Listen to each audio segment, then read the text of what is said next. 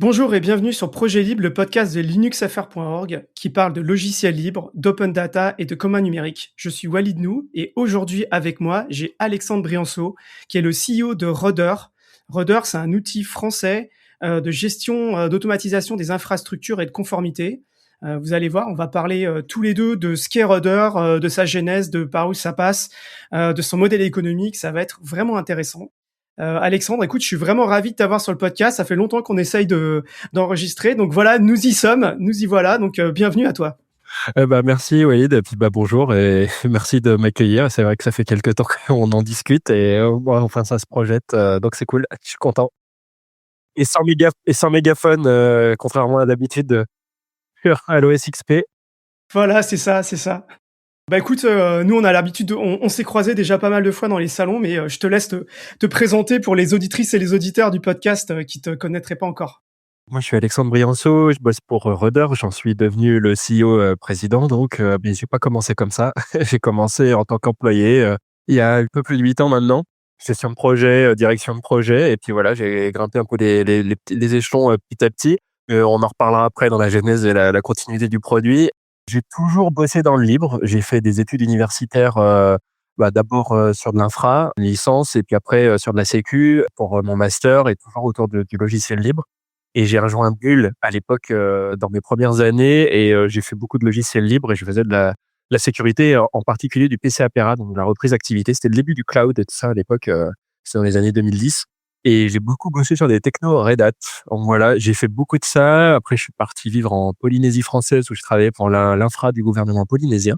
Toujours du coup avec beaucoup de logiciels libres. Je suis rentré en France. J'ai bossé pour Vortex quelques mois pour aider à bootstrapper, la boîte. Et puis après, j'ai enchaîné du coup à venir rejoindre, Normation qui est Rudder aujourd'hui, pareil, on en reparlera un peu plus tard. Donc voilà, donc moi j'ai un profil, plutôt tech qui est très orienté logiciel libre. Ok, super intéressant. On en parlera après justement ce que c'est qu'avoir un profil tech et après devoir gérer une boîte et un éditeur de logiciel. Je pense que Ouais, c'est pas pareil, donc ça va être assez intéressant. Bulle, ah là là, à l'ancienne. ouais, carrément, ouais. Oh, ben on est beaucoup encore à se reconnaître, Ouais. c'était une grande famille, hein, donc ouais, c'est clair. Alors, rentrons dans le vif du sujet. La première chose que je vais te demander, c'est, je pense qu'il y a pas mal d'auditeurs et d'auditrices qui connaissent pas Rudder. Alors, est-ce que tu peux expliquer ce qu'est Rudder, s'il te plaît? Rudder dans les grandes lignes, nous notre, mission donc on est éditeur de logiciels déjà, français, donc on est développeur, on fait du conseil, et de la formation, mais c'est vraiment associé à Rudder, uniquement, au produit. Nous, notre but, c'est d'aider les ops à pouvoir sécuriser leurs infras, tout simplement et donc à l'automatiser. Moi, je viens de la sécu, le logiciel, lui, venait de la gestion de compte infrastructure as code, donc c'était, on en reparlera dans la genèse, plus amplement, mais voilà, notre mission, c'est vraiment d'aider à automatiser, la gestion d'infra, Linux, Windows et en particulier pour la partie podcast Linux, puisque c'est sur, le podcast Projet Libre et donc voilà, c'est notre seule activité aujourd'hui, c'est, de développer et de mettre en place Rudder, chez nos clients ou parfois chez nos utilisateurs aussi, qui deviennent clients forcément, puisque du coup, ils vont payer des prestations auprès de nous pour aller, se déployer là-bas. Aujourd'hui, on est une boîte de 24 personnes. Ça a pas mal évolué, là, je faisais justement le lancement de l'année, la semaine dernière de la boîte et je faisais état que ça en 3 ans, on a fait, 60% de croissance, RH. On est passé d'une TPE d'une dizaine de personnes à donc là aujourd'hui, 24 personnes.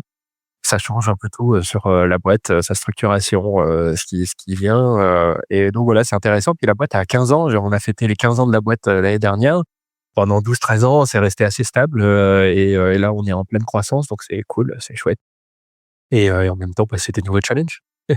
Sinon, pour, parler peut-être plus du produit en tant que tel, puisque ta question était portée aussi bien sur la boîte, parce que je pense aussi que le produit, puisqu'on a le même nom, enfin même si d'origine on s'appelle Normation, il y a peut-être pas mal de gens qui connaissaient les fondateurs et notre solution à travers le nom Normation, c'était notre nom d'origine, mais comme il s'avère que maintenant on fait plus que du développement de Rudder, on se nomme, Rudder.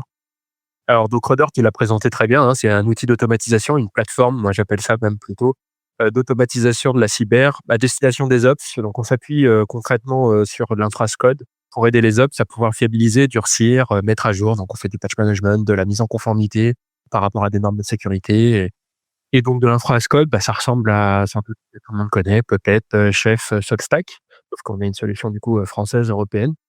C'est assez original parce que les outils de sécu habituellement visent plutôt les gens de la sécu.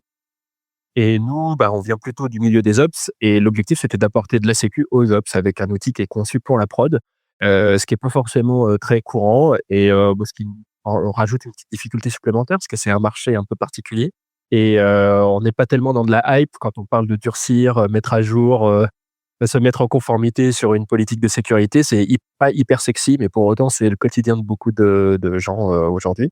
Et donc, nous, on a décidé d'aider ces gens-là durablement avec une solution open source, justement pour ce côté durable et résilient aussi. Donc voilà, nos principales fonctionnalités, du coup, c'est vraiment ça, c'est le patch management, déploiement, maintien en continu, de l'idempotence. On agit en permanence sur les systèmes. En fait, toutes les 5 minutes par défaut, on vient s'assurer que c'est conforme ou pas par rapport à l'état de l'art, ce qu'on veut sur son infra. Avec une infrastructure, centralisée et avec une approche du coup no code. Donc c'est de l'infra as code avec une partie no code. Il y a les 2 avec une partie YAML et une partie, visuelle, ce qui rend l'outil aussi accessible au-delà des sysadmins et c'est souvent aussi le problème qui nous est remonté, les outils d'infra as code, ça fait longtemps qu'il y en a. Il y a une poignée d'experts en gros, dans les boîtes qui maîtrisent l'outil. C'est de l'infra, mais c'est tellement critique qu'il y a de la visibilité à donner au management ou à ses clients ou aux équipes des sécu et donc, nous, on est dans la genèse, du produit, on est arrivé pile au moment de la création de DevOps, le début de l'avènement du cloud et donc ça avait du sens d'avoir un outil qui justement réponde un peu aux enjeux, de la culture DevOps, d'apporter de la visibilité aussi, pas que de l'outillage et de l'automatisation et de savoir pourquoi on le fait. Donc voilà, c'est un produit qui se veut simple et accessible, qui en reste pas moins puissant pour autant. Moi, j'ai découvert, à l'époque du lancement, parce que c'était assez, connexe à ce que nous, on faisait, plutôt sur la gestion de parc. Ouais, Je pense même que j'ai dû faire une formation Safe Engine il y a bien longtemps avec vous, il y a bien, ouais, bien longtemps. on a commencé comme ça, ouais, ouais, ouais, tout à fait. Quelle est la licence de Rudder? C'est du GPL v3, ça a pas toujours été le cas. Bon pareil, on peut en parler là ou plus tard, On mais en voilà, parlera tout à l'heure, lors de la genèse du truc, mais donc c'est de la GPL v3, ce qui fait que du coup, on a une double licence, notamment pour ceux qui souhaitent faire du business avec le produit et en même temps, qui est une vraie licence open source et qui donne, aux utilisateurs, le plein usage, du produit, avec une optique, open core. mmh, Donc on en parlera peut-être, je crois après, sur le business model, mais voilà, c'est pas de l'open core, fictif, dans le sens, de la démo ou quoi que ce soit, c'est on a segmenté notre, produit. En fait, la plateforme principale, c'est la même pour tout le monde, client, utilisateur, rudder, pour faire de la gestion de configuration orientée sécu et on vient juste rajouter des features en plus, plus orientées sécu et enterprise, sur l'offre, payante. pour en savoir plus sur l'open core et certainement d'autres termes dont on va parler, je vous invite à vous référer à l'épisode que je mettrai bien entendu en transcription sur l'introduction au modèle économique du logiciel libre qu'on a fait il y a quelques temps avec mes collègues, Raphaël Hyper Sémétier et Gabriel intéressant, ouais. Lagoudère. Voilà et donc tout est expliqué là-dedans et certainement dans plein d'autres épisodes. Voilà. Ouais, c'est vrai, c'est un gros sujet, hein, parce qu'en plus, on voit il y a beaucoup d'évolutions, dans le temps, surtout ces dernières, années, les évolutions de licence ou de business model. Donc c'est intéressant de savoir où mettre ses pieds et ce que j'aime bien aussi, c'est que justement dans le podcast, ça fait l'état des différents modèles, sans pour autant dire que tel ou tel modèle est le premier à prendre, ou le principal à prendre, même si on voit qu'il y a des tendances d'orientation SaaS avec, des logiciels open source et un financement à travers du SaaS, mais c'est pas la seule façon de faire. La preuve nous, on est en pleine croissance depuis quelques années avec le vieux modèle open core, mais qui marche, toujours très bien. Et il y en a qui sont Zabbix, 100% open source et qui marchent super bien aussi, donc voilà. Quelles sont les technologies, sur lesquelles, repose, Rudder? Quel langage vous utilisez? Quelle techno? En grosse techno, quoi?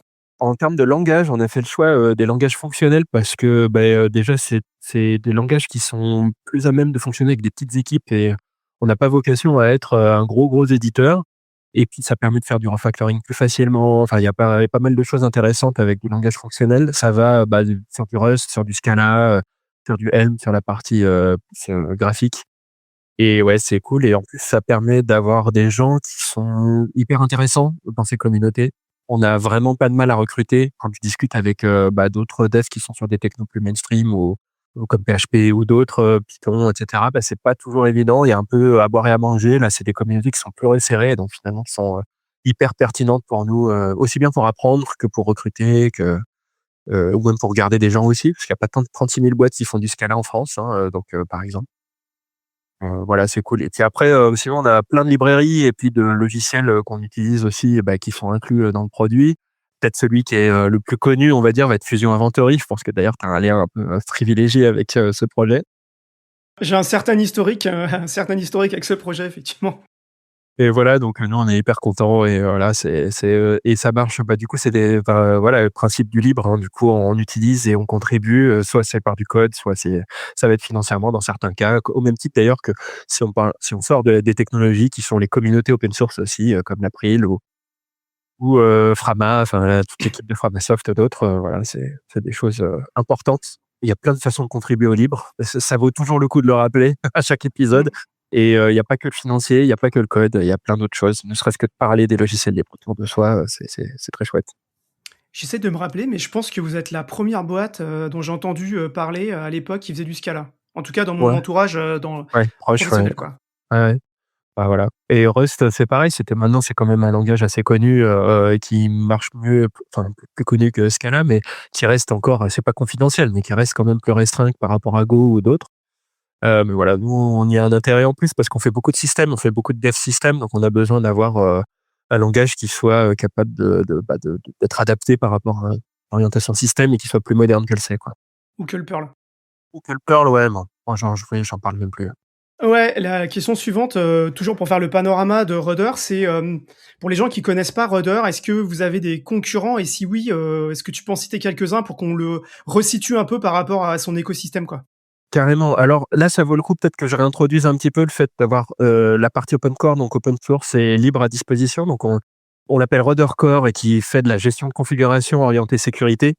Qui là, des concurrents quand même Puppet, Solstack, le plus courant, c'est quand même Puppet qui lui, n'a pas trop open sourcé cette partie-là, qui est plutôt dans les parties payantes, que ça soit l'interface graphique ou les fonctionnalités un peu avancées et là-dessus, en fait, on met à disposition, gratuitement, en plus de que ça soit libre, une très grande partie de ce que c'est. On a quelques fonctionnalités plus enterprise qui sont open source, mais non mis à disposition à travers des binaires libres à disposition. D'ailleurs, ce qui fait qu'on a pas mal d'univ ou d'agglos, qui nous utilisent, en open source, et bah, qui bénéficient du coup de ces plugins enterprise avec le temps que ça leur prend de builder, à chaque fois et ça fait partie du but du jeu. On en reparlera, je pense, dans le business model. Ansible, qui est pas vraiment un concurrent tout à fait, mais qui peut avoir certains cas où c'est fonctionnellement, en fonction des besoins des équipes, ça peut vraiment se recouper. Sur des équipes un peu plus grosses et un peu plus matures, on voit vraiment la distinction de déploiement versus le maintien en condition. Mais voilà, ça dépend des gens. Donc ça, c'est pour situer cette partie-là, Ruddercore et après, sinon, on fait du patch management et de la mise en conformité par rapport à des normes de sécurité et de la détection de vulnérabilité. Donc là, on se rapproche beaucoup plus des outils de sécu, plus traditionnels. Toujours dans l'optique de rendre ça à dispo des sysadmins. Donc c'est ça notre valeur ajoutée, dedans. Donc là, ça va plus nous mettre en confrontation avec des Qualys, Rapid7, voilà, qui sont pas open source, particulièrement. Des fois, on nous compare un peu avec Wazoo, mais c'est pareil, je trouve que c'est plus complémentaire que vraiment, concurrent, dans notre cas. Voilà, ça permet de dépeindre, je pense, un panorama global.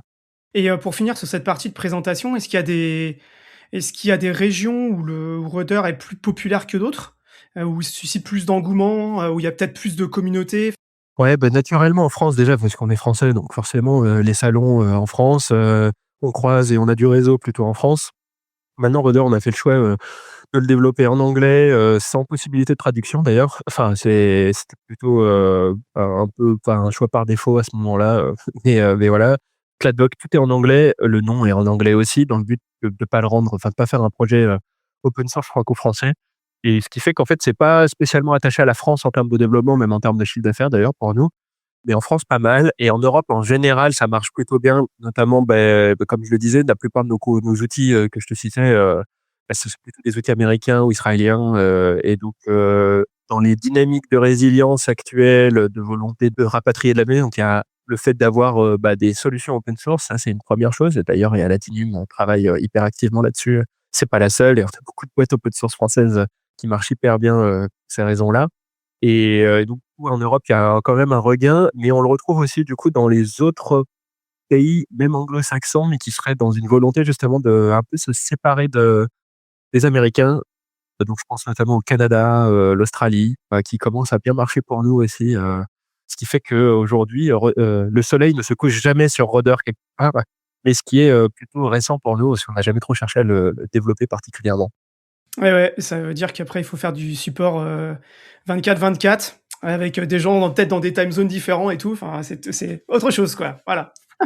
Nous, on le gère avec une dynamique un peu spécifique, c'est que, comme je disais, nous, on est éditeur, donc en fait, on veut pas créer de lien de dépendance avec nous. Ce qui fait que notre but, c'est vraiment de former les gens au maximum et de pas vendre des jours, enfin, j'ai pas besoin de moi de vendre du consultant, c'est pas du tout mon business model. Et puis ça fait partie un peu de l'esprit, libre aussi pour nous, c'est la connaissance, elle est faite pour être partagée, donc je préfère, donc en réalité, le support, 24/7, bon, on a fait des supports un peu étendus parce que tu es comptable dans des quelques grosses boîtes, je pensais notamment au Canada, on est à l'équivalent de la Française des jeux, locale. Bon, bah, eux, il y a même pour des principes juridiques, ils ont besoin de certaines, garanties. On l'a fait un peu pour eux, mais en fait, ils s'en servent quasiment pas. On arrive à bien fonctionner différemment. Du coup, l'état d'esprit open source, y compris pour, faire du business, en dehors de faire un logiciel open source, beh, c'est gagnant-gagnant, quoi. C'est transparent et en fait, on est en relation de confiance avec nos clients et ça change un peu la dynamique, forcément, en positif. Cool. Maintenant parlons de la genèse de Rudder. Parce que moi j'ai connu Rudder, au tout début, Ouais, mais donc j'aimerais bien que tu puisses expliquer. moi aussi d'ailleurs. J'ai connu Rudder sur Solution Linux en 2012 ou quelque chose comme Ouais, ça. C'était il y a longtemps. la grande époque. Alors, tu as commencé à en toucher 2 mots, mais est-ce que tu peux rentrer un peu plus dans le détail sur les raisons qui ont poussé au développement de Rudder? Ouais, carrément, ouais. À l'époque, c'est quoi le panorama et pourquoi on en éprouve le besoin? Je peux pas raconter ça parce que, alors, la boîte, c'est avant tout une aventure humaine aussi à la base, donc je peux pas raconter ça sans raconter que les 3 fondateurs, en fait, bossaient ensemble ou ont été amenés à bosser ensemble, et donc ils étaient déjà, dans du logiciel libre et soit dans du consulting, soit dans du dev, plutôt système, mais du coup, pour des infras critiques et ils trouvaient que, en fait, ils ça se répétait sans arrêt, quoi. Ils étaient toujours en train d'essayer d'automatiser, des choses pour, permettre aux sysadmins de prendre du temps pour eux et faire plus de valeur ajoutée que de répéter 100 fois la même chose, remplir des tableaux Excel à droite à gauche, changer, quelques lignes, dans des confs, sur, 20, 30, 50, 100 machines et donc du coup, ils ont eu l'idée de développer, un produit. Alors, il y avait déjà un peu de produits qui existaient, pour faire de l'infrastructure as code, à l'époque, il y avait Ceph Engine, il y avait Chef qui commençait à prendre, son nez, très rapidement après derrière il y avait Puppet, puis Ansible, puis Solstack, qui sont arrivés. Mais donc du coup, ils ont développé le leur, ils ont créé leur boîte pour ça.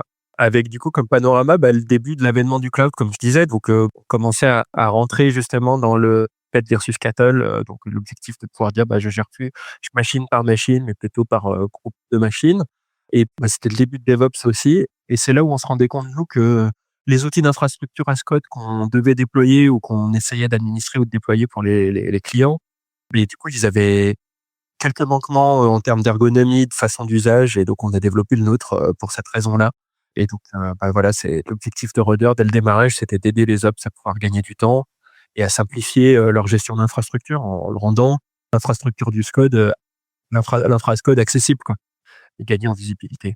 Donc comme je disais, aventure humaine aussi avant tout parce que, pareil, je peux pas ne pas le relier parce que ça fait toujours partie de notre driver, notre curseur principal aujourd'hui en termes de pilotage de boîte. C'est, de pas faire comme les ESN classiques, on va dire, enfin, pour ceux qui bossent dans l'infra ou dans la tech en général, on est passé par les ESN ou quasiment, ou on connaît des gens qui sont dedans. On se retrouvait pas, donc les fondateurs à la base et moi je m'y retrouve pas non plus dans les valeurs qui sont portées par ce type de boîte, nous on cherchait quelque chose de plus durable, être la boîte qu'on aimerait avoir en tant qu'employé et ça passe forcément par la création d'une boîte et pas que par la création d'un projet libre, à faire sur son temps libre ou à faire financer par le temps qu'on passe en tant qu'employé, parce qu'il y en a plein qui créent qui créent des plein de gens qui créent des produits open source, notamment OVH, ils sont quand même, par exemple, pas mal spécialisés là-dedans, mine de rien.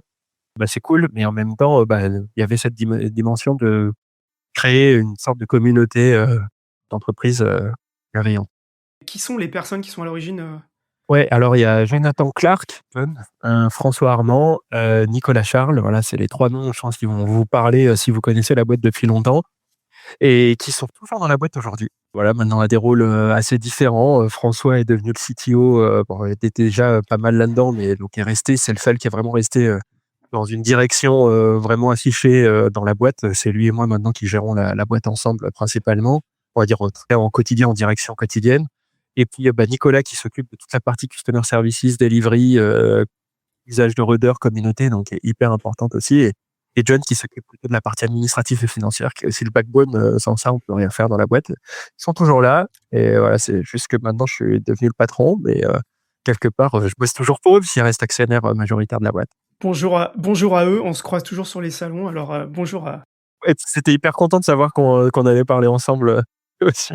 Mais ouais, Donc, à chaque fois, on se croise en fait, nos chemins se sont croisés, pas mal de fois à cette époque du début. C'est pour ça que c'est aussi, sympa, ça me rappelle pas mal de choses, de l'époque, où on a essayé de faire aussi des trucs de conformité à l'époque avec GLPI, Fusion Inventory et tout, mais il y avait pas encore vraiment d'infra as code.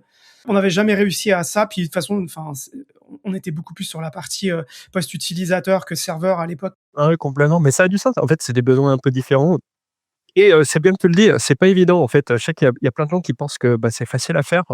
Faut se rappeler que la plupart des gros concurrents, dont j'ai parlé, c'est des centaines de personnes qui bossent pour ces boîtes-là. Enfin, c'est plus le cas pour Puppet et Solstack qui sont complètement ramassés, mais je veux dire, le c'est quand même des très gros investissements et gérer des systèmes de façon automatisée, ça entend encore souvent, hein, de la part de clients ou d'utilisateurs potentiels, qui me parlent de: «Bah, moi, je fais des scripts», notamment, par exemple, pour le patch management qui est un peu plus récent chez nous dans notre histoire.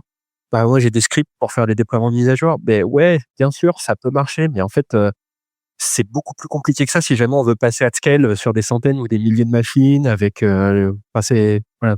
Pour ceux qui sont dans l'envers du décor, ils savent que très vite, on se retrouve avec des gros problèmes, des choses qui scalent pas ou qui marchent pas comme on veut, et nous, en tant qu'éditeur de logiciels, on peut pas, se permettre d'avoir un truc bancal, quoi. C'est pas un script Python déposé vite fait sur un GitHub et que tu réutilises. On a pas mal introduit Rudder. Parlons des modèles économiques.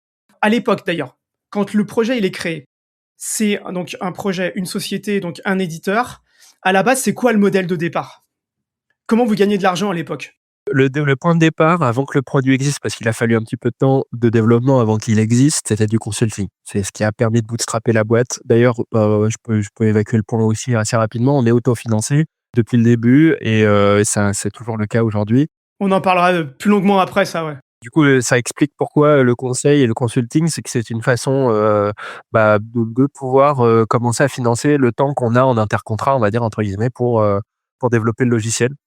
Donc, il y a eu ça et en fait, après, très rapidement, c'est devenu le support du logiciel libre qui a bien marché. À l'époque, ça se faisait beaucoup. Ça se fait toujours, hein, mais c'était quasiment majoritaire à l'époque, dans les années 2010. Après, il y a eu aussi du développement sponsorisé puisque du coup, premiers utilisateurs, bon, bah, voilà, on fait du conseil, du déploiement, de la formation et assez rapidement, bah, j'aimerais bien ça ou ça. Bah, du coup, on leur a proposé de développer de façon sponsorisée, des features. Donc, ils nous payaient du temps de dev pour, développer de la feature. Donc ça a été pendant pas mal de temps aussi, le cas. Donc c'était le modèle économique, à son départ, qui a beaucoup évolué depuis. Ouais, je sais pas si tu veux que j'enchaîne un peu là-dessus aussi? Avant d'enchaîner là-dessus, à l'époque, quand vous avez créé le projet, vous aviez choisi quelle licence et pourquoi? La GPL, AGPL? ouais, la GPL, parce que justement l'objectif c'était, bah, justement de pouvoir, pérenniser le fait qu'on puisse faire un business model autre que, uniquement du support et en fait, on a dû changer ça. Donc l'objectif, c'était de rendre assez libre, mais en même temps être propriétaire de son code pour, ne pas se enfin voilà, avoir tout ce qu'il fallait, toutes les cartes en main pour éviter de se bloquer des portes plus tard dans la suite du produit.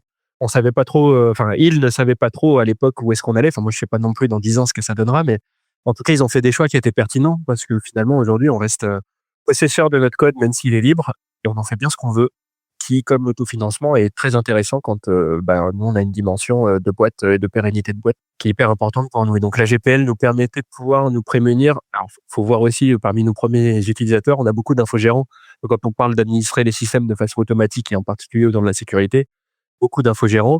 Donc c'est de se prémunir qu'un jour un infogérant, en fait, vienne, monétiser, l'usage de Rudder sans nous rétribuer une partie, sans rétrocommissionner. Aujourd'hui, ça devient un sujet quotidien des GAFAM vampires des projets open source ou des boîtes, en général, hein, je trouve que c'est une arlésienne, quand même entre libristes, on en parle quand même souvent et donc la GPL a le bénéfice, en théorie, de pouvoir aider à ça, même si, ça reste, bah, il faut pouvoir le détecter, le prouver, tout ça, donc c'est encore un autre sujet et on a changé, là-dessus. Bah, pourquoi? Parce qu'en fait, on a eu un premier gros client, un industriel, dans le milieu des automobiles, dont les juristes n'ont pas compris, la GPL et ça leur faisait même plutôt peur ces restrictions, donc du coup, on a dû basculer et on a pu basculer sur la GPL V3.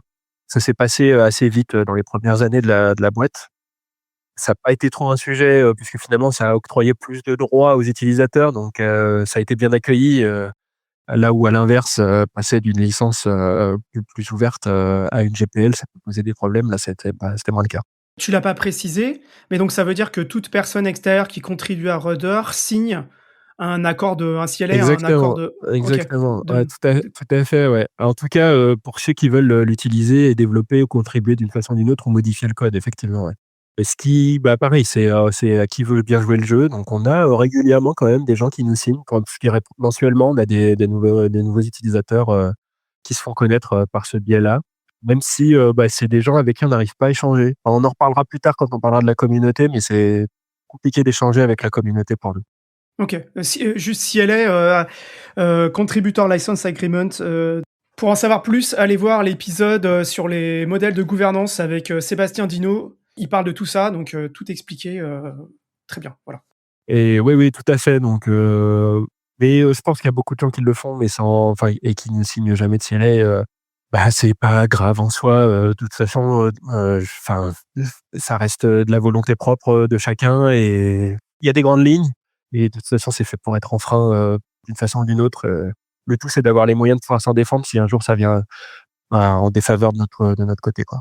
Le point important dans ça, c'est que vous aviez une AGPL, mais comme vous faites signer un accord, une CLA, alors vous avez la propriété sur le code, ce qui fait qu'en fait, vous avez pas eu besoin de demander à chacun des contributeurs est-ce qu'il était d'accord pour changer la licence. Exactement, ouais, tout à fait, ouais. Mais on a très peu de contributions, retour et notamment aussi même les entreprises, pour en avoir discuté avec plusieurs utilisateurs qui sont utilisateurs depuis longtemps, voire même des clients et en fait, ils ont du mal à faire signer leur entreprise parce que du coup, il y a une individuelle ou une corporate, enfin, une enterprise et au niveau de l'entreprise, c'est souvent mal perçu parce qu'en fait, aujourd'hui, le développement R&D qu'ils peuvent faire, y compris sur du logiciel open source, sont souvent, bah, eux, ils le gèrent plus souvent avec de l'IT et ils se protègent. Surtout que c'est souvent des industriels qui sont capables de le faire avec une grosse connotation, télécom, pour ceux qui enfin, je parle de ça parce que c'est podcast francophone, la télécom, c'est quand même notre grande histoire, en France, mais n'empêche que les protections de l'IT, c'est hyper, structurant, dans la construction économique de la France,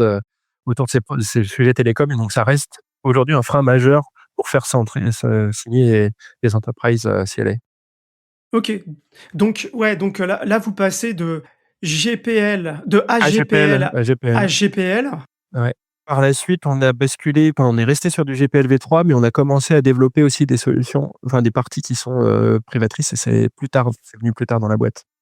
Donc là, changement c'est pas un changement de licence parce que c'était des nouveaux produits et voilà et j'espère qu'à terme, on arrivera à pouvoir gagner beaucoup trop d'argent pour ce qu'on a besoin. C'est un peu l'objectif, hein. Là, aujourd'hui, par exemple, on se verse aucun dividende, au niveau des actionnaires et c'est pas prévu de le faire et donc le but, c'est qu'un jour, on gagne suffisamment d'argent pour qu'on puisse, open sourcer ce qu'on fait, quoi. Ou en tout cas, une grande partie de ce qu'on fait, parce qu'on prend pas l'herbe sous le pied. Et là, typiquement, tout à l'heure, tu as parlé du double licence là, le dual licensing. Ça, c'est apparu à quel c'est apparu plus tard encore? Ou c'est apparu au même moment que le passage? Au même temps et en fait, finalement, aujourd'hui, on n'a pas de enfin, on a très peu on a des partenariats technologiques qui peuvent se passer, mais en fait, c'est de la discussion, enfin, c'est juste que ça entraîne forcément une discussion entre les 2 entités et ce qui est une bonne chose, à faire. Puisque du coup, ça permet de construire quelque chose au lieu de collaborer ensemble à la construction plutôt que de le faire sur le dos de quelqu'un. Donc, c'est Tu peux expliquer comment ça marche justement pour les gens qui se représentent pas la double licence? À quoi ça sert? Et comment ça se passe quand quelqu'un vient vous voir et que vous allez le diriger vers la licence, propriétaire? disons que, par exemple, bah, justement, par exemple, une GPL, c'est que si tu modifies ou que tu fais des changements, sur ton code, tu es obligé de pouvoir le rétrocontribuer et donc du coup de nous donner l'ownership, de ce que tu fais.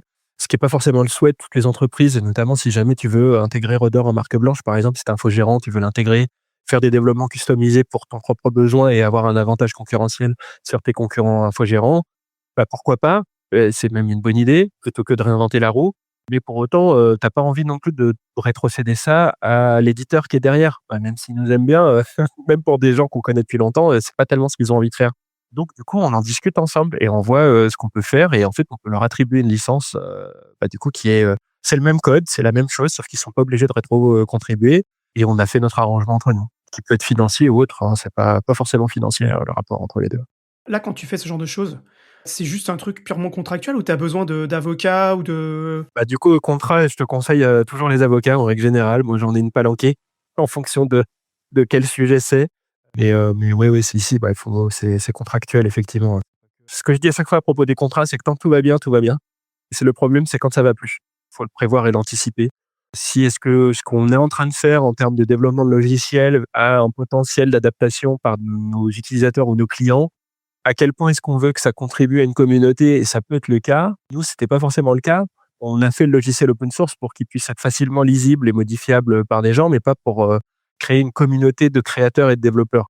Alors qu'il y a beaucoup de logiciels libres, c'est l'inverse. Ils vont chercher aussi à travers l'open source une somme de contributeurs qu'ils n'auraient pas autrement. Et donc, dans notre cas, ça valait le coup de le protéger et de l'anticiper par ce biais-là. D'autres qui vont chercher plus un développement hyper communautaire vont s'orienter sur des licences beaucoup plus libres comme l'Apache ou d'autres types de licences, quoi. D'ailleurs, je l'ai pas noté dans mes questions, mais je crois que dans une discussion, je sais plus si c'est avec John ou Nicolas, je sais plus, qui me disait: «En fait, en vrai, si tu vas sur le site et quand on discute, on met pas forcément en avant que le logiciel, il est open source, quoi, parce que c'est pas forcément ça que les clients, ils recherchent, quoi». Ça fait partie de l'orientation du business model et c'est discutable, hein. Pendant très longtemps, on avait même 2 sites différents. Il s'avère qu'en fait, les gens enfin, le sujet de l'open source n'est plus un sujet en soi. C'est devenu un sujet stratégique.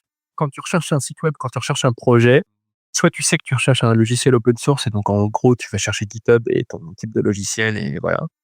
Mais sinon, première chose à faire, c'est est-ce que ton logiciel répond à tes besoins métiers, quoi?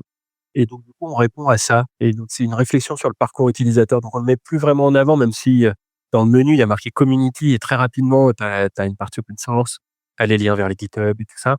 Mais, c'est une volonté aussi de dire, bah, en fait, il y a des gens qui se font un a priori très rapide. Bah, ça, on pourra pas l'enlever, hein, open source égale gratuit, non. Enfin, tout le monde le sait. Pour les gens qui sont très pro open source et qui sont renseignés dessus, ceux qui sont plutôt, utilisateurs open source dans le sens, je veux plutôt des logiciels gratuits parce que j'ai pas de budget, parce que voilà, pour plein de raisons, ont envie de se retrouver à faire des amalgames et ce qui rend les ventes beaucoup plus compliquées. Mais là, on parle plus de stratégie de vente après, de stratégie de marketing. C'est pour ça qu'on le met plus en avant particulièrement. C'est aussi que aujourd'hui, on veut mettre en avant Rudder en tant que plateforme d'automatisation de la sécurité. Et donc, la partie, ce qu'on appelle open source, Rudder Core, la gestion de configuration n'est plus qu'une de nos 3 solutions. Et donc, on était un peu mal à l'aise de différencier les deux. Enfin, on trouvait ça plus compliqué. Donc là, on préfère avoir une page GitHub bien dédiée à ça et puis, le site web qui est plutôt orienté enterprise. Et d'ailleurs, ça soit open source ou pas, c'est plus, c'est même pas le débat en termes d'usage ou de la façon, enfin voilà, il y a des gens qui ont besoin que ça soit open source pour l'utiliser. Ça, c'est un premier élément, mais le fait que ce soit open source ne fait pas le logiciel meilleur ou moins cher ou autre, hein. D'ailleurs, nous, on a un positionnement très, corporate, enterprise, assez cher. Le fait qu'on soit open source ne rend pas le logiciel, pas cher, quoi. C'est comme, acheter bio, c'est pas forcément une raison d'acheter bio, quoi. C'est tous les produits peut-être devraient être bio, peut-être que tous les logiciels devraient être open source. Donc votre modèle actuel, c'est de l'open core. Donc vous avez une plate tu parles de plateforme, donc vous avez une plateforme SaaS aussi? En fait, Rudder, c'est, un soft qui est un outil qui intègre vraiment beaucoup de logique métier back-end et qui permettent de faire ensuite pas mal de choses différentes. Si je prends par exemple la logique de la gestion des groupes ou de la communication entre les nœuds et le serveur central, c'est commun à l'ensemble des solutions. C'est pour ça que je parle de plateforme dans ce cadre-là. Et donc en fait, Rudder, pour faire de la gestion de configuration, c'est la partie open source qu'on appelle Rudder Core. En fait, par-dessus, on va rajouter des plugins. On le met pas en avant pareil marketingment parlant, parce que généralement, quand on entend plugin, on s'attend vraiment à juste un petit rajout et pas du tout une vraie valeur ajoutée dans le produit. Donc nous, on le présente comme des solutions différentes. Mais dans les faits, ce sont des plugins. En fait, on a pensé tout l'interfaçage exprès. On a rendu modulaire le produit de façon à ce que les plugins puissent modifier en profondeur, comme si on faisait du développement dans le cœur de Rudder. Ce qui nous permet d'avoir le même Rudder partout, chez nos utilisateurs open source comme chez nos clients. Et d'ailleurs, nos clients, il y en a, ils sont clients chez nous, mais ils utilisent le même Rudder qu'un utilisateur open source. Parmi la souscription qu'on propose, du coup, on a des repos privés, notamment pour des maintenances à plus long terme, des choses comme ça. Mais il y a des gens qui ne l'utilisent même pas, ils sont clients chez nous, mais ils continuent de rester sur les repos publics. Tu as dit, tout à l'heure que, il y avait des parties qui étaient, open source, mais qui étaient en gros, mais qui étaient pas packagées. Dans la gestion des utilisateurs, par exemple, l'interco LDAP, c'est vraiment bête et méchant, mais du coup, nous, on l'a pris plutôt comme comment on fait pour qu'un utilisateur, s'il a envie de nous payer et qui sait que sa boîte peut le faire, comment on fait pour qu'il ait les billes en interne pour démontrer la valeur et acheter la souscription. Et donc, voilà, l'interco LDAP, et Active Directory, c'est open source, mais on le met pas à disposition gratuitement. Comme ça facilite un peu la discussion avec, le management de ce côté-là. Voilà, c'est un exemple, mais je peux prendre un autre, par exemple, dans le même genre. Les agents Linux sont open source. Par contre, on ne build et on met à disposition gratuitement que pour les distributions qui sont actuellement, maintenues sans étendue. Voilà, donc typiquement, si tu veux du Debian 9, tu peux pas l'avoir gratuitement. Faut que tu buildes l'agent toi-même ou alors que tu tiennes client chez nous. Ça, c'est pareil, c'est en fait, ça marche très bien, sans que tu payes chez nous, mais ça fait un argument facile pour, négocier une souscription avec son patron. Je sais, on avait la même problématique à l'époque, sur les, agents d'inventaire. Si tu voulais avoir un agent, je sais pas, sur AX ou sur un autre truc, en fait, il te fallait la souscription qui donne accès au package, enfin, voilà. Ce qui se comprend parce que bon, c'est des besoins quand même hyper avancés, enfin assez spécifiques et tout, Ça se donc comprend, mais ça va dans tous les sens, hein. Je veux dire, tu vois, rien n'empêcherait de rendre, 100 open source et de créer une offre SaaS, c'est de se monétiser comme ça. En tant qu'entreprise, en tout cas, on joue la durabilité et on a besoin d'innover. On a besoin d'innover parce que le secteur est en changement permanent, parce qu'on se bat aussi bien contre les logiciels open source que comme des logiciels propriétaires, notamment quand on parle de sécurité, c'est d'autant plus vrai. Et donc pour innover, on a besoin d'argent et il y a plein de façons de pouvoir le faire. Celle-là, c'est celle qu'on a historiquement et qui fonctionne bien, donc on pérennise. Je me souviens que j'ai eu des longs débats déjà, par exemple, sur les droits utilisateurs pendant très longtemps, ne serait-ce que juste d'avoir des droits utilisateurs, donc de dire, un tel il est en lecteur seul, l'autre il est en écriture. C'était open source, mais non distribué gratuitement. Et maintenant, on l'a intégré dans le produit. Mais ça a fait partie de débat parce que, oui, ça a autant du sens de le mettre que de ne pas le mettre. Et je comprends complètement un point de vue utilisateur de dire, ça fait quand même partie du PA-BAD de pouvoir gérer ses droits utilisateurs dans le produit. Et oui, mais comme ça se défend de dire, moi, j'ai besoin d'avoir une sorte de gatekeeper, d'incitatif, d'éléments incitatifs à payer une souscription. Parce que même les gens avec les meilleures volontés, parfois, n'y arrivent pas. Et c'est sans compter tous ceux qui sont avec des très mauvaises volontés. En fait, en gros, c'est, à partir du moment où tu es assez clair sur, qu'est-ce que tu vas trouver dans la version, open source, packagée et tout et ce que tu vas trouver dans la version, propriétaire et ce que tu vas trouver si toi-même tu recompiles, enfin, tu fais ton propre package. Après, c'est, je pense, assez simple pour les utilisateurs d'arriver à comprendre, le truc, quoi. Du moment que c'est expliqué, quoi, que Ouais, bah, ouais. c'est souvent le problème que tu as avec l'open core, c'est qu'en fait, finalement, ce qui est dans la version open source ou la version propriétaire, c'est pas forcément très expliqué, ce qui fait qu'en fait, ça crée des Et c'est fait tensions exprès d'ailleurs. inutiles. Ouais, ouais, Ouais. et ça crée des tensions inutiles. On leur a pas expliqué que non, ce truc-là, tu le trouveras jamais dans la version open source. Oui, c'est ça, ouais. Typiquement, vraiment, l'open core, le mauvais open core, c'est du freemium, hein. Enfin, c'est en fait, c'est carrément c'est quasiment un logiciel privateur, mais avec une partie gratuite, tu as ta dose gratuite et puis une fois que tu es hook, une fois que tu es captif, ça a été obligé de passer à une partie payante. Il y a pire, il y a aussi ceux qui sont pas vraiment open core, mais c'est un logiciel open source, mais par contre, il y a certaines parties que tu peux pas faire sans payer, comme par exemple, mettre à jour ton serveur facilement.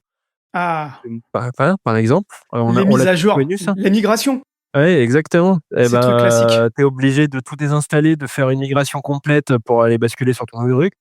Alors encore une fois, moi, maintenant étant de l'autre côté, je prends du recul en me disant, il faut bien qu'ils trouvent, une façon de pouvoir, se rémunérer, mais ça crée des freins à l'usage et donc après le tout, c'est de mettre le bon curseur. On peut pas plaire à tout le monde. Moi, je continue à avoir des gens qui se plaignent de dire: «Rudder, c'est pas vraiment open source». Oui, je sais et j'aimerais bien faire mieux, hein, mais sauf que moi, j'ai 24 personnes à payer et j'aimerais bien payer plus parce que je pense que je fais une boîte différente avec, notre équipe et que j'aimerais bien continuer à développer ça. Enfin, bref, on s'écarte un peu du sujet, mais C'est un sujet qui revient tout le temps dans toutes les interviews qu'on a pu faire avec des gens, avec des fondateurs ou des dirigeants de boîtes open source. C'est que, à un moment, il faut que tu payes les gens et donc, à un moment, il faut que tu fasses des compromis, quoi. Et même si tu es, convaincu, à un moment, il faut faire un compromis d'une manière ou d'une autre, quoi. Ou alors il faut enfin, d'ailleurs, vous avez jamais discuté de vous-même faire une plateforme SaaS ou alors c'était une volonté de pas le faire pour pas être en concurrence avec, les gens qui le feraient? on a eu des concurrents qui se sont lancés sur des plateformes SaaS et qui se sont cassés la gueule. Donc, déjà, ça nous a pas donné hyper envie. Deuxièmement, créer une offre SaaS, c'est quand même un sacré investissement, aussi bien en hardware, mais que j'en parle même pas avec les prix de la rade en ce moment, mais que aussi en temps et ça veut dire aussi là, pour 24/7, tu en as besoin absolument, si tu fais une offre SaaS. Et Rudder, ça a des accès routes et admin, partout sur les infras. Et nous, on n'a pas envie de porter la responsabilité aujourd'hui, en tout cas pas sans y mettre des moyens démesurés pour vraiment assurer à nos clients, en toute transparence, qu'on est confiant sur notre plateforme SaaS. Donc du coup, ouais, non, c'est pour ça on n'est jamais parti sur ce modèle-là. On a des discussions régulières avec des infogérants qui pensent à essayer ou des cloud providers qui aimeraient pouvoir faire ça potentiellement. Pour l'instant, ça n'a pas abouti, mais ça pourrait peut-être aboutir un jour, hein, on ne sait jamais, voilà. Enfin, je ne peux pas en parler plus, à ce stade. C'est pas encore assez mature. On a commencé à en parler du financement, mais il y a quelque chose de très intéressant. Je mettrai un lien vers une conférence que tu as donnée, je pense, l'année dernière, qui s'appelait non, ouais, sur l'open source est-il mort? Ouais, Et dans lequel tu reviens, et ça m'a tout de suite interpellé quand j'ai revu la conférence. Tu reviens sur le fait que vous êtes auto-hébergé, enfin, auto-financé. Donc vous avez pas d'investisseur, vous avez pas de capital risque et tout. Qu'est-ce que ça change pour vous en termes de financement et aussi en termes de liberté de gérer votre boîte, quoi? Est-ce que tu peux un peu nous en dire plus? Parce que ça, je trouve ça vraiment hyper intéressant. À chaque fois qu'on parle autour de ce truc-là avec les différents invités, on revient toujours un peu au sujet de ah ouais, mais en fait il y a des investisseurs, et donc s'il y a des investisseurs, globalement, bah t'es plus forcément maître de ce que tu vas faire. déjà, trigger warning, effectivement, moi, on est pro autofinancement. Ça veut pas dire qu'on est contre des financeurs et d'ailleurs, j'ai régulièrement des échanges, notamment, par exemple, avec, les gens de Passbolt, mais c'est pas les seuls, Centréon, là, récemment aussi, avec bon, c'est d'autres dynamiques, hein, parce que c'est pas le même type d'investissement. Déjà, quand on parle d'investisseurs, il y a vraiment des tonnes d'investissements différents possibles. Il y a plein d'investisseurs possibles. Il faut choisir juste celui qui correspond le mieux à son modèle et quand on vient de créer une boîte ou quand ça fait quelques mois ou quelques 2-3 ans qu'on a créé la boîte, on ne sait pas vraiment où on en est, où on va aussi et c'est là où est le plus gros risque, je pense, et c'est là où l'autofinancement est quand même intéressant et puis ça dépend pourquoi on crée sa boîte. Si on crée sa boîte pour faire en sorte que ça marche, être riche et pouvoir passer à autre chose après, les levées de fonds, c'est une très, très, très bonne façon de pouvoir atteindre cet objectif très rapidement parce que le chemin en tant qu'autofinancé est long et douloureux, hein. Donc c'est au même titre que de dire, «Je fais un business open source». Tout le monde sait maintenant, c'est très dur de le faire. C'est se rajouter des biais de difficultés supplémentaires. Par contre, du coup, c'est, à quel point on veut être dépendant ou pas dans sa supply chain. Donc on peut, tout redévelopper soi-même ou on peut s'appuyer sur des logiciels existants, des logiciels open source, par exemple, existants. Mais on prend le risque, du coup, de ce que ça veut dire et des contrôles qu'on doit y mettre. Et c'est pareil pour son argent. On peut très bien aussi avoir, dans sa supply chain technique et financière comment je fais pour me payer et payer des gens dans ma boîte? Des gens extérieurs et pour le coup, c'est la même chose, il faut faire attention à cette supply chain et savoir que du coup, on est dépendant de ça et après charge à nous de réussir à trouver, à quel point on veut être dépendant, ou pas et donc nous, on a choisi, l'autofinancement parce que comme ça nous rend dépendants de personne. Par contre, c'est un frein au développement. Aujourd'hui, j'ai toujours des gens qui me disent: «Rudder, c'est formidable, mais ça fait 15 ans que vous existez, mais j'ai jamais entendu parler de vous, comment ça se fait?» Autofinancement, c'est quand même pas évident, et puis on est sur une niche quand même un peu particulière aussi, donc on n'est pas un projet hype, on s'occupe pas de sujets hype, mais juste des sujets importants, enfin selon nous et c'est le sont pour pas mal de boîtes, parce qu'on a des clients comme, Banque de France, BMW, Free Pro, Samsung, BlackBerry, j'en sais rien, enfin Lafnic, c'est voilà, Soitec, tu vois? C'est hyper varié et donc du coup, c'est pas hyper hype non plus en soi et le fait de pas faire de financement, c'est se retirer une bonne partie de toute la presse et de toute la communication entre guillemets «gratuite» qui vient avec, les levées de fonds. Et puis aussi par les capacités de bootstrapper beaucoup plus vite les choses, quoi. Donc voilà et donc ce que ça change pour nous au quotidien, c'est que, aujourd'hui, j'ai les 3 fondateurs, moi et on a un conseil externe, en plus et on décide concrètement de ce qu'on fait et la réalité, c'est qu'en plus, c'est même pas avec eux qu'on décide vraiment, c'est surtout avec nos employés. En fait, on est dans une démarche de transparence et de co-construction, ce qui est pas du coup, justement trop évident maintenant en passant à 24, c'est d'autres dynamiques, mais on essaye toujours de garder ça actif. Ce qui fait qu'en fait, on fait que valider entre nous et encore, il y aurait un financeur externe, c'est même pas sûr qu'il comprendrait ce type de modèle-là et à tout moment, il peut dire: «En faites mieux, faites plus». Si à une année, c'était le cas par exemple de 2025, nouveau produit, moi je pars, tu vois concrètement, je suis parti 2 mois en congé pat, en tant que patron, j'ai mon responsable de communication qui est parti 6 mois, en congé, aussi, on a pu se le permettre et se dire: «On va peut-être un peu moins chercher la croissance en chiffre d'affaires, et on va plutôt chercher à construire notre, pipeline commercial», donc pour l'avenir. Mais avec un financier qui te dit: «Moi, d'ici 3 ans, je dois avoir un payback», c'est pas possible, tu vois? Mais il y en a pour qui ça marche très bien et voilà. Nous, en tout cas, on s'est affranchi de certains problèmes et on s'en est créé d'autres. Du coup, la croissance est plus lente, hein, À l'époque, vous avez des opportunités de pouvoir, Enfin, est-ce que ça aurait été possible si vous aviez cherché, des investisseurs externes d'en trouver? Ouais, les fondateurs ont fait la démarche. D'ailleurs, il y a eu un talk qui a été fait par, François à l'OSXP de f 2019 ou quelque chose comme ça, qui parlait de, bah, justement, la démarche, qu'ils avaient eue. D'ailleurs, François serait très open à discuter, à refaire ça avec toi, dans un autre podcast. Il y a eu ça à une époque, notamment parce que c'est ce qui était conseillé, tu sais, quand tu fais partie de start-up studios ou d'environnements comme ça de bootstrap, et d'innovation, bah, généralement on te pousse à ça et finalement, bah, ils ont voulu justement rester à bord. En fait, ils ont pas trouvé eux par contre de financiers qui allaient pouvoir respecter un peu leur démarche, d'entreprise responsable et durable, voilà, ou qui comprenaient vraiment ne serait-ce que là où ils étaient et où est-ce qu'ils allaient et donc ils ont fait le choix de pas lever de fonds et aujourd'hui, c'est vraiment le truc qui on remercie le ciel, tous les jours, de pas avoir fait ça. Et d'ailleurs, dans la même conférence là, tu tu dit un autre truc, je me suis dit: «OK, il faut vraiment qu'on en parle». Tu disais qu'à l'époque, les fondateurs, il y avait eu des discussions avec toi parce qu'ils étaient dans l'idée de se dire: «À un moment, on va vendre la boîte». Ouais, Et toi, tu étais pas dans cette idée, ce que je comprends, tu étais pas dans cette idée-là. Et ouais. je trouve ça hyper intéressant parce que quand tu es fondateur, à un moment, peut-être qu'effectivement, tu as la tentation de vendre la boîte et d'avoir ton retour sur investissement, quoi. Je dirais même au-delà de la tentation, c'est tu peux avoir le besoin, vital. Je pense que tous nos auditrices et auditeurs, ont peut-être eu, des cas de burn-out ou, pour eux ou pour d'autres, enfin je vous le souhaite pas, mais, ça arrive. C'est un exemple comme un autre. Ça peut être aussi juste, bah, tu peux être très bien à bootstrapper une technologie et avoir tes premiers clients, mais pas scaler. Tu peux aussi te sentir mal à l'aise avec un rôle de manager. Aujourd'hui, maintenant, on en revient beaucoup de ça, du rôle, classique, de je monte dans la hiérarchie et je fais du management dans ma vie. Heureusement d'ailleurs, mais voilà et quand le problème, c'est quand tu es fondateur de la boîte, c'est pas facile d'avoir un autre rôle que d'être un patron pour beaucoup de gens. Aussi bien pour soi-même que pour les autres, les externes, que tes employés aussi que tu as recrutés. Donc oui et en fait, moi c'est très conjoncturel à moi, ma vie dans la boîte aussi. J'étais employé, on m'a nommé directeur et en fait, en me nommant directeur, on m'annonce que du coup l'objectif c'est de vendre, à courte moyenne échéance, justement pour que les fondateurs puissent passer à autre chose et faire fructifier du coup, quitte à faire ça, autant en profiter aussi pour faire fructifier, mais que, bah, voilà, il fallait bien choisir le racheteur pour que le projet continue.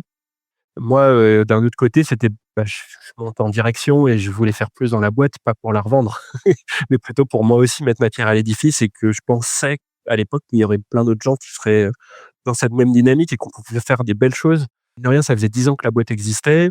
Effectivement, on a fait, à l'époque, on faisait, entre 4 et 600 000 € de chiffre d'affaires, sur le produit et ça a évolué, très peu. Enfin, on avait, 1, 2, 3 clients en plus par an et donc c'est le moment où je suis devenu CEO en me disant: «Bah, écoutez, moi, je veux bien regarder pour voir si on peut vendre, mais ça va pas être mon objectif premier. De toute façon, si on veut vendre à des bons prix, il faut qu'on soit une excellente boîte. Donc je vais d'abord développer la boîte et peut-être que ça vous donnera l'occasion de revendre à un moment donné». Et finalement, tout le monde s'est repris au jeu. Ça a hyper bien marché et du coup, aujourd'hui, c'est plus un sujet sur la table, ouais. Oui, d'accord, c'est plus un peu ce sujet sur la table. OK. Non, après, je reçois des demandes, enfin, on et je, personnellement aussi, reçois des demandes quasiment mensuellement, d'acteurs, divers et variés, aussi bien européens que pas qu'US, parce qu'on a pas mal de clients aux USA et notamment dans la défense américaine. C'est l'avantage d'être sur une niche, on a un bon produit, donc voilà, ça intéresse du monde. Mais voilà, pour l'instant, c'est pas un gros sujet, mais c'est sûr qu'un jour, s'il y a un gros billet sur la table, peut-être qu'à un moment donné, on se dira qu'on ira faire autre chose. Peut-être avec la même équipe et remonter une nouvelle boîte, mais pourquoi pas? Mais en tout cas, pour l'instant, c'est pas le sujet et surtout, c'est pas le but, quoi. Est-ce que vous avez des subventions? Ouais, on en a eu, là, on en a plus parce que justement, on a fait notre focus sur notre développement, notre croissance et ça s'est bien passé et là, on va pouvoir le refaire. C'est aussi c'est du micmac financier, mais on n'avait pas assez de fonds propres pour demander des subventions à hauteur qui allait bien. Mais donc du coup, oui, on en a eu dans le passé, notamment, bah, la première, c'était Pôle emploi, de l'époque, qui je crois que ça existe toujours, ce France Travail, qui te permet de pouvoir, bénéficier de ton chômage, directement pour créer ton entreprise. Donc ça, ils en ont bénéficié. On a la région Île-de-France qui nous a donné de l'argent quand on est rentré dans un programme qui s'appelle PMUP.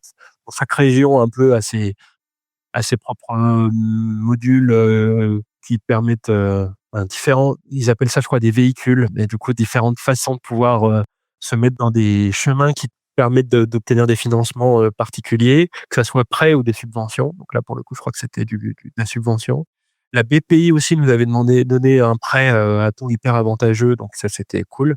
Ça, je le conseillerais à tout le monde, hein, un prêt, au pire, tu coules ta boîte, c'est pas grave, enfin voilà. Et si ça marche bien, le prêt était tellement avantageux que de toute façon, c'est plus faible généralement que l'inflation, donc tu as tout intérêt à emprunter. Et Systématique qui est, du coup, sans doute un des organismes les plus importants pour nous aujourd'hui, rattaché à l'Île-de-France du coup, mais qui a un gros driver, aujourd'hui, qui a un hub open source, qui sont à l'origine de l'open source, expérience, aujourd'hui, hein, aussi, enfin toujours. C'est le pôle de compétitivité, en région Île-de-France, c'est ça? C'est exactement ça. Donc, du coup, ils drive, un certain nombre d'entreprises autour de différents sujets. Donc nous, on fait partie des 2, cybersécurité et open source. On est historiquement open source et ces dernières années, cybersécurité. Ils organisent des événements, ils donnent des conseils, ils donnent des conférences, ils peuvent aider dans, certains dossiers auprès de la BPI ou auprès de, par exemple, il y a eu France 2030, voilà, ils étaient derrière pour nous aider là-dessus, donc, voilà. Et Tibassi, je peux pas ne pas citer parce qu'on est en France, les jeunes entreprises innovantes, JEI, et puis le CIR, une fois qu'on a dépassé les 7 ans, 7 ans, 8 ans, je sais plus. À la 8e année, donc du coup, en tout cas, ça s'arrête, c'est sûr. Et du coup, c'est, nous donner de l'argent pour faire de la R&D. Donc voilà, ça, c'est très bien parce que ça drive l'innovation en France. C'est vrai qu'aujourd'hui, c'est une part encore non négligeable aujourd'hui des revenus qu'on a dans l'entreprise, enfin qui compensation de R&D qu'on a, et qui fonctionne très bien, quoi. OK, partie suivante. On en a un peu parlé justement et des difficultés, je voulais qu'on parle de la communauté de rôdeurs. Je voulais savoir ce que vous saviez de votre communauté et comment vous le savez? Ouais, pas grand-chose, du coup, alors c'est, comme je te le disais, on est un logiciel on-prem, on fait de la cyber. C'est des sujets assez touchy avec, notamment des accès routes ou admin sur les machines. Donc bref, globalement, c'est un outil on-prem avec, aucune, télémétrie ou quoi que ce soit, en tout cas d'actif par défaut. Les seules infos qu'on a vraiment sur l'usage du logiciel, ça va être le nombre de téléchargements, mais ce qui, tout le monde le sait, est complètement pété parce que, enfin, entre les bots, ceux qui téléchargent à travers un proxy, mais pour 1000 nœuds derrière, donc en fait, on n'en sait rien. On a eu qu'un seul téléchargement d'agent, mais voilà. Aujourd'hui, on estime à plusieurs centaines, certainement plus d'un millier, voire 2000 utilisateurs dans le monde, mais on n'a aucune certitude. C'est juste en fonction de la fréquence, de téléchargement. Et on discute à travers un chat communautaire, chatGitter, donc relié à GitHub, mais qui est hosté par Matrix, du coup, je crois, ou Elements, pour, discuter avec la communauté. Donc là, on a quelques centaines de personnes. Je crois qu'on doit être dans les 400 à 500 personnes qui discutent, sur ce chat communautaire, mais il faut avoir un compte qui va bien, tout ça. Sinon, on a, les réseaux sociaux, Redmine, enfin nous on a notre partie Fuse, est sur Redmine, GitHub, aussi d'une certaine façon, newsletter, mais du coup, finalement pas tant d'échanges que ça avec notre communauté à part sur le chat, et qui vient surtout pour, quand il y a des problèmes, la plupart du temps. Et sinon, ce sont nos clients. Parce que, nos clients sont aussi utilisateurs open source, en fait, pour une grande partie de leurs usages. Et donc du coup, avec eux, par contre, on a des échanges, fréquents. Voilà, on construit, les choses surtout avec eux. J'aimerais bien changer un peu cette dimension utilisateur, mais c'est dépenser pas mal d'argent, enfin dans du temps, du dev et de la réflexion pour, agrémenter cette partie communautaire et qui aujourd'hui est pas forcément dans le cœur des sujets, nous pour la boîte. On essaye surtout de délivrer des solutions technologiques à nos clients en premier et qui sont assez représentatifs, je pense, de nos utilisateurs aussi. Vous avez pas de notion de rencontre, tous les, je sais pas, trimestres ou n'importe quoi en visio avec, où les gens peuvent se joindre ou ce genre de trucs? On essaye de faire des webinars, mais on a très peu de gens qui viennent s'inscrire au webinar. Donc en fait, je pense qu'on a juste pas trouvé encore le bon format qui plairait bien à tout le monde. Est-ce que ça intéresse vraiment les gens aussi? Je sais pas à quel point est-ce que c'est le cas. Donc c'est un vrai débat. Ça, c'est s'il y a des gens, qui passent par ton podcast, ou si tu veux en faire un jour un podcast dédié avec quelqu'un qui a comment j'ai fait pour réussir à échanger vraiment avec ma commu. Bah, avec plaisir. Mais voilà, c'est un sujet qu'il faudra qu'on élucide un jour, mais je pense qu'il faudra qu'on soit une cinquantaine dans la boîte pour qu'on ait, enfin les moyens et la largeur de coude pour faire quelque chose d'intéressant avec ça. Non, après sinon je rencontre pas mal de gens, sur les salons, des choses comme ça aussi. Et je réfléchis, bon, on avait des meet-up et on faisait des journées d'introduction à Rudder aussi à l'époque. D'ailleurs, c'est comme ça que j'ai commencé à déployer mon premier Rudder dans la vie. Quand je travaillais chez Bull, j'avais fait une journée d'introduction à Rudder. Vu qu'on a arrêté parce qu'en fait, surtout post-Covid, mais ça faisait déjà quelques temps qu'il y a les gens ont de moins en moins le temps, pour, tester des nouveaux produits ou des choses comme ça, ils sont pressurisés, donc on a un peu arrêté, mais, ça mériterait quand même de réessayer de temps en temps des petites choses, enfin voilà, c'est à voir. Là, aujourd'hui, si je devais refaire quelque chose, je commencerais peut-être par une communauté, Reddit, peut-être une communauté Reddit, mais pas que centrée sur Rudder, peut-être autour de la sécurité par des ops. Mais ça nécessite du coup du temps pour animer cette communauté. Donc voilà, s'il y a des gens qui nous écoutent et qui trouvent ça intéressant, ouais, qu'ils n'hésitent pas à me contacter. OK. J'en profite pour faire un coucou à mon copain Fabrice qui a écrit, je pense, une partie des premières versions de la doc de Rudder. Oui, oui, Fabrice Thébault, Flore Thébault, oui, pardon, inversé. Ouais, ouais, carrément, qui bosse chez Red Hat, je crois, maintenant, Ouais, ouais. toujours. Et ouais, ouais, carrément. Les premières itérations. Ouais, ça a été un des premiers invités du podcast pour parler de ces sujets de doc et tout. Et donc dans cette communauté, j'allais dire qui compose la communauté, c'est-à-dire est-ce qu'il y a plutôt une espèce de modèle avec plutôt des gens qui sont dans tel type d'organisation ou d'autres, ou est-ce que c'est vraiment hyper disparate quoi? En fait, Rudder, c'est de l'automatisation d'infra, donc c'est hyper large. Il y a aussi bien des agglos, des universités, des CHU, des industriels, des banques, des infogérants, des écoles, enfin, c'est vraiment hyper varié. Donc ça se reflète dans notre communauté. Ce sont que des admin 6 pour la plupart, en tout cas qui s'impliquent. On a des utilisateurs qui sont côté sécu, qui sont des opérationnels de la sécu ou des RSSI très techniques. Mais la plupart qui vraiment s'impliquent fortement, c'est plutôt des sysadmins ou SRE ou DevOps ou ce qu'on veut, comme on les appelle, en fonction de la mode du moment. Et voilà, et du coup, c'est plutôt ces profils-là, ouais, avec qui on échange. Et qui du coup, ces discussions et encore plus avec les clients font qu'on aménage aussi un peu le futur du produit avec eux. C'est rare qu'on développe une feature sans le faire conjointement avec un utilisateur. Et donc la plupart du temps, ce sont des clients parce que c'est plutôt eux qui discutent avec nous. Bah tiens, oui, j'avais dit que je reparlerais. Le fait d'avoir un business model qui n'est pas 100 open source dans le sens, 100 libre et la seule partie payante, c'est parce qu'on a une offre SaaS, fait que je me demande, c'est une supposition complète, hein, si les gens, ne retiennent pas trop leurs échanges et leurs discussions avec nous en ayant peur, crainte qu'on vienne les emmerder commercialement, marketingment parlant derrière après. Mais donc en tout cas, on a vraiment beaucoup de mal à communiquer aussi avec nos utilisateurs. Il y a aussi le cas des prospects, donc des gens qui nous demandent des infos, on discute avec eux, peut-être même on fait des preuves de concept et tout ça, puis d'un coup on n'a plus de news. Et en fait, on se retrouve 2-3 ans plus tard à apprendre que, en fait, ils sont restés utilisateurs open source et ils ont jamais osé nous le dire parce que, ils étaient mal à l'aise nous avoir fait perdre du temps, tout ça. Mais nous, c'est OK, enfin, je veux dire, ça fait partie du jeu et c'est dommage parce qu'en fait, on se coupe d'améliorer le produit ensemble. Donc, c'est dommage. Donc voilà, si jamais il y a des utilisateurs, enfin, de Rudder open source, Rudder Core, parmi les auditeurs et qui ne discutent pas avec moi ou quelqu'un de mon équipe, faites-le, s'il vous plaît. Nous, on a juste envie de continuer à échanger, d'agrandir la commu en général. Voilà. D'ailleurs, on a un programme ambassadeur où on ne demande pas grand-chose. C'est surtout que c'est plein d'utilisateurs assez avancés qui discutent ensemble. Donc, il y a des gens comme Stéphane Robert, Frédéric Alix, enfin voilà, Maxime Longuet, enfin plein de gens divers et variés qui sont là pour justement juste discuter entre nous, voire même des anciens collaborateurs comme Julien Brio qui travaille chez Deezer aujourd'hui, qui bosse pour Resto du Cœur, pour lesquels d'ailleurs on leur donne une version de Rudder gratuite pour eux, complète, qui du coup fait partie des ambassadeurs aussi parce que du coup ils continuent de contribuer à Rudder d'une certaine façon.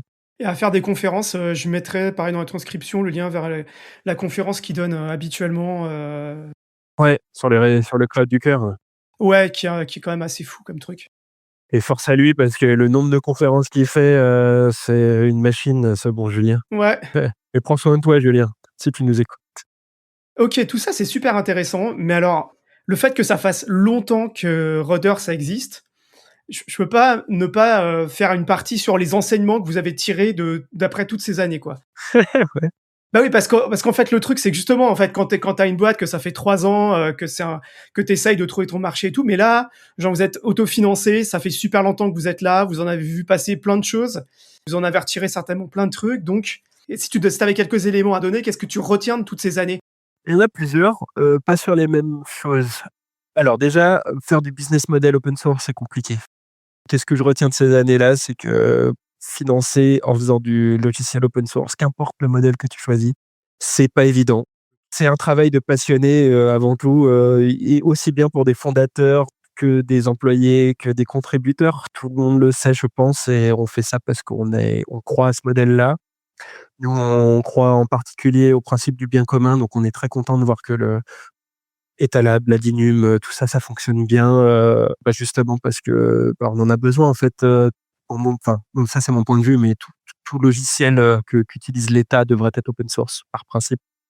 Mais ça vient avec des contreparties et la partie business model et financement est quand même pas évidente à faire. Faut le savoir quand on se lance dedans. Je pense que tout le monde le sait, mais on peut s'en sortir.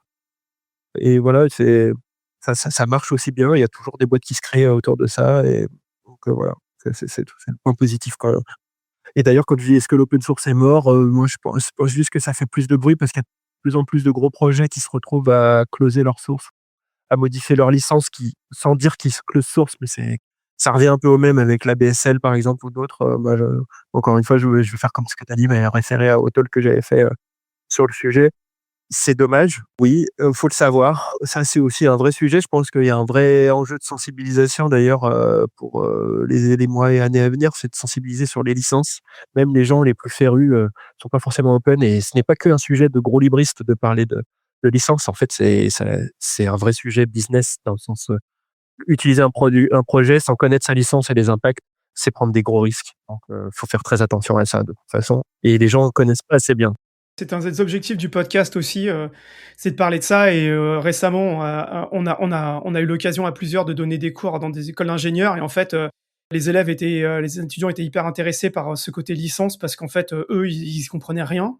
Enfin, genre, ils disaient, «Nous, on savait pas tout ça, quoi» et en fait, ta licence, elle dit beaucoup de choses sur ce que tu fais, sur ton projet, où ce qui peut aller, ce que tu peux faire ou pas.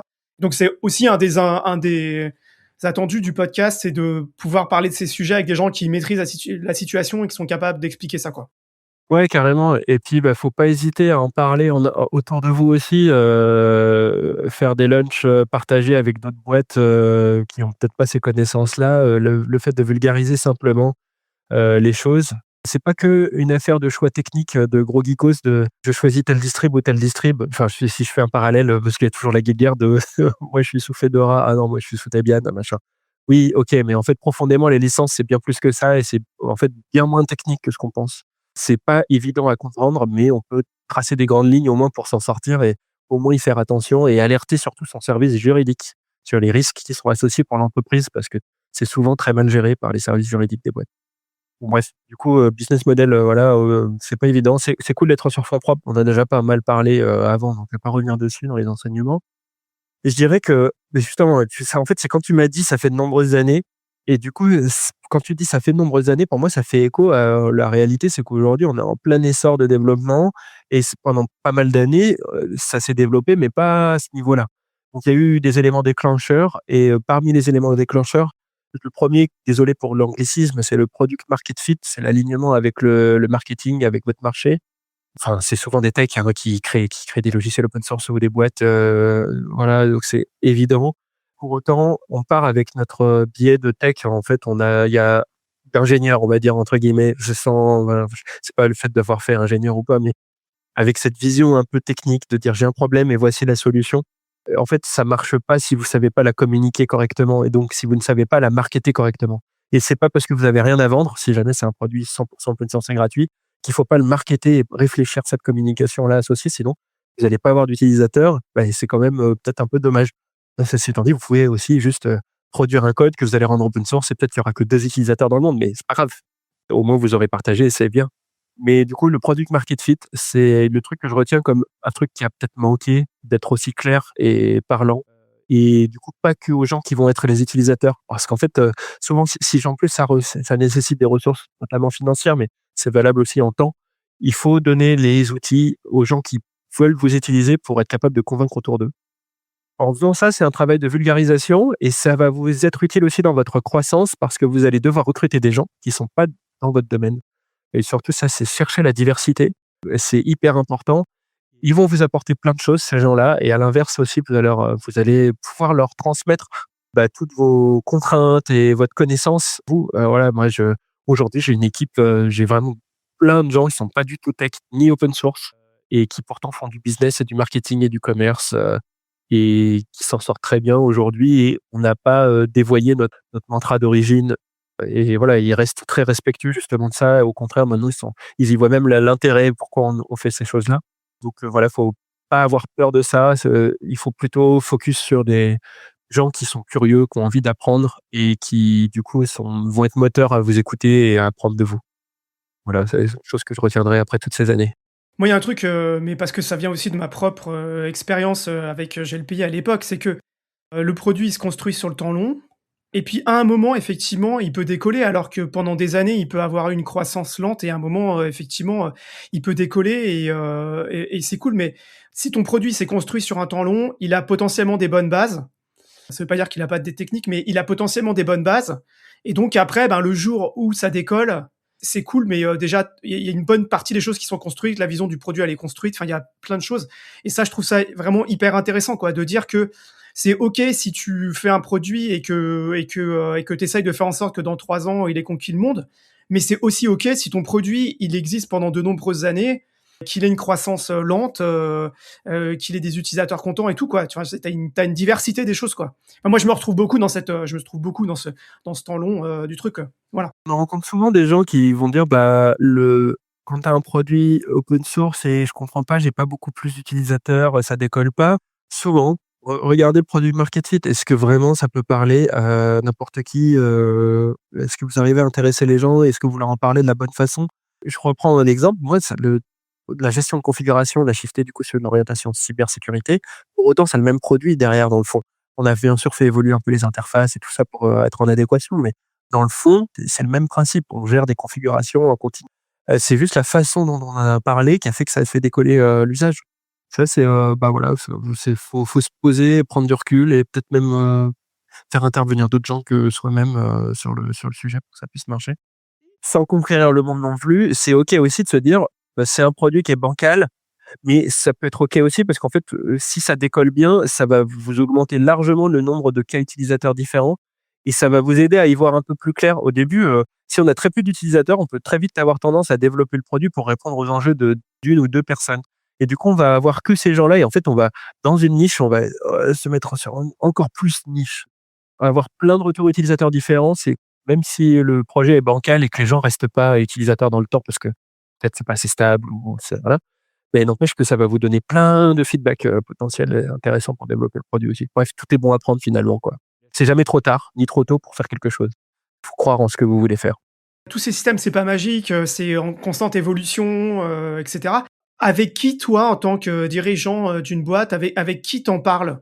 Est-ce qu'il y a d'autres fondateurs? Là, tu as parlé tout à l'heure de Centréon, avec qui tu discutes un peu de ces sujets-là? Bah, du coup, comme je disais, je traîne dans le libre depuis longtemps et j'ai mon propre réseau qui s'est créé un peu petit à petit. En étant moi-même dirigeant, ça t'ouvre des portes aussi à discuter avec d'autres gens. Les podcasts aussi sont hyper cool pour rencontrer d'autres gens, plus en profondeur, c'est sûr aussi. Par le biais du business aussi, j'ai rencontré d'autres gens, mais là, ça revient un peu sur le côté dirigeant, mais ça arrive aussi. Donc là, aujourd'hui, il y a eu ça. Il y a un salon, enfin, une conférence qui s'appelle l'Open Source Founders Summit qui est faite par Émilie Aumier et qui, du coup, ne réunit que des fondateurs open source de logiciels open source qui se passe en mai. D'ailleurs, je crois que c'est le 18-19 mai prochain.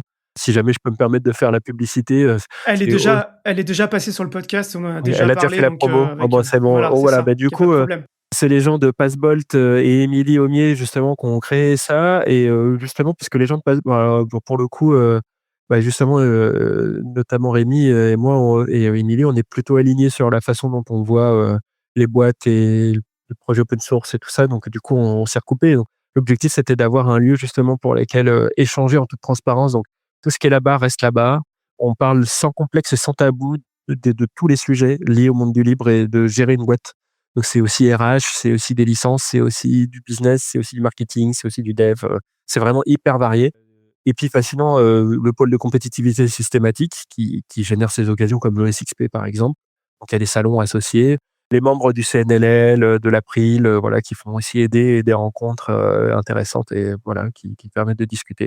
Voilà. Moi sinon j'hésite pas à regarder quand il y a des confs qui me plaisent ou des gens qui ont l'air de me plaire ou quoi, j'hésite pas à les contacter pour essayer de prendre un petit peu de temps pour discuter. Pas toujours évident, on n'est pas forcément hyper dispo, encore une fois, on est dans des temps, un peu de «récession», on va dire, entre guillemets, donc les taux se resserrent et les disponibilités également, mais j'aime bien discuter, découvrir des nouvelles personnes, donc ça aide aussi à construire un peu ça. Bah, super, écoute, on va pouvoir faire une conclusion. Ça fait 1h20 qu'on parle là déjà. C'est vrai, ça passe vite le temps. Ouais. Je voulais te laisser, la parole pour un mot de la fin. Est-ce qu'il y a un message que tu voudrais faire passer aux auditrices et aux auditeurs du podcast? Croyez en vous-même, faites-vous confiance, prenez des avis et discutez autour de vous. Voilà, soyez open source dans votre mindset aussi. Et en fait, voilà, il y a tout à gagner à rester en toute transparence, et c'est valable pour tout. Moi, je l'applique, avec, mes amis, avec, mes employés, avec, mes clients, mes prospects, et enfin voilà, la sincérité, fait que ça on construit que du bien avec de la bienveillance, et ça empêchera pas d'être potentiellement déçu ou d'avoir des mauvaises expériences, mais au moins on aura fait du mieux qu'on a pu. Bah, très bien, écoute, avant qu'on se quitte, je voudrais savoir si tu as des recommandations de lecture, d'écoute ou de visionnage que tu voudrais partager avec notre audience? J'ai rien de très particulier à pouvoir, vous partager parce que, bah, du coup, c'est j'ai de moins en moins de temps pour, découvrir vraiment des nouvelles choses. Ça, je dois l'avouer. En plus, avec la vie familiale, j'ai des 2 enfants en bas âge et donc, du coup, et si j'ai du temps en dehors de la boîte, avant je lisais, des livres hyper intéressants, voilà, mais éventuellement si j'ai un bouquin, alors c'est pas du tout, sur la partie open source donc du coup, mais voilà. Moi, je viens de la tech, du coup, pas du tout du business, donc comment on fait pour, apprendre les choses? Moi, j'ai écouté pas mal de podcasts, de sales et de marketing. Ça, je vous laisserai libre, d'aller écouter ce genre de choses, voilà. Mais dans les livres, il y en a un qui a une approche hyper pragmatique autour de la vente qui s'appelle The Qualified Sales Leader de John McMahon. Donc, c'est en anglais, enfin, faut lire l'anglais, et hyper pratique pour le développement des ventes. Il prend un cas concret, dans la cyber, lui, mais bon, voilà, c'est une boîte tech, et c'est, bon, moi, je l'ai lu après quelques années d'expérimentation, d'avoir fait du commerce et du marketing. Tous les cas qu'il présente, je les ai rencontrés, donc c'est hyper intéressant pour bien mieux structurer comment vendre, les choses. Et puis, sinon, j'en ai un autre, bah, tu vois, c'est dans mes livres de chevet, en fait, quelque part, hein.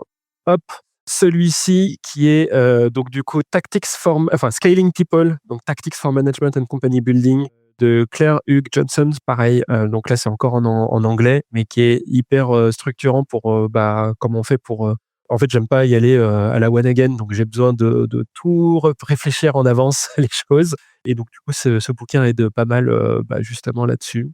Et si c'est GitLab, je crois, qui a tous leurs playbooks internes qui sont partagés en open source et donc qui sont transparents, et donc si vous posez des questions sur des boîtes, mais ça va même jusqu'au modèle de rémunération, des sales ou de la façon dont ils développent, bah, tout ça, c'est en libre accès, et ça, c'est trop cool aussi pour, bah, apprendre des choses ou voilà. Bah, génial, je mettrai tout ça en lien dans la description du podcast. Alexandre, on arrive à la fin, là, ça y est, Walid, ça y va est, c'est falloir qu'on se quitte. terminé. Oh là là. Bon, bah, invite-moi quand tu veux sur d'autres sujets, hein. Voilà, c'est ce que j'allais dire, je pense qu'il y a beaucoup, beaucoup de choses à dire. Avec plaisir. Je pense qu'on se reverra à un autre moment. Merci beaucoup d'avoir pris, ton temps pour venir parler et partager un peu, toute l'expérience de Rudder, et la tienne, là-dessus. Je pense que c'est, hyper intéressant et vachement complémentaire avec ce qu'on a déjà produit, donc ça, c'est vraiment cool. Et puis, bah, écoute, pour les auditrices et les auditeurs, bah, comme d'habitude, si ça vous a plu, et ben, partagez-le autour de vous et n'hésitez pas à nous dire, aussi, si ça vous a, inspiré pour des choses, ou d'ailleurs, n'hésitez pas à contacter Alexandre. Je sais pas, Alexandre, comment est-ce qu'on peut te contacter si les gens ils ont des questions? Je suis sur Blue Sky, alexandre@brianceau.fr, c'est mon handle, et puis sinon sur LinkedIn, ou par email, alexandre@rudder.io, RU2DER.io, et voilà. Et longue vie, au podcast Projet Libre et puis à LinuxFR, voilà, vous faites partie de l'écosystème, du libre, pour toujours. Et voilà, tu vois, le temps long, on y revient toujours, Ah voilà. ouais, ça c'est clair. Indéboulonnable. Voilà, l'idée, c'est d'être là pour durer. À bientôt, Alexandre, À merci bientôt. beaucoup. Ciao.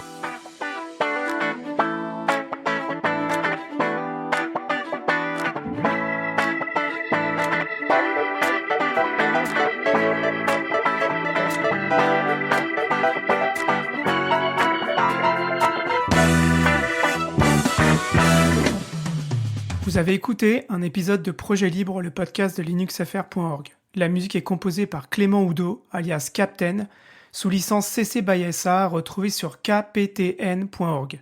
Si vous avez aimé le podcast, vous pouvez en parler autour de vous et nous soutenir en suivant le lien dans la description de l'épisode.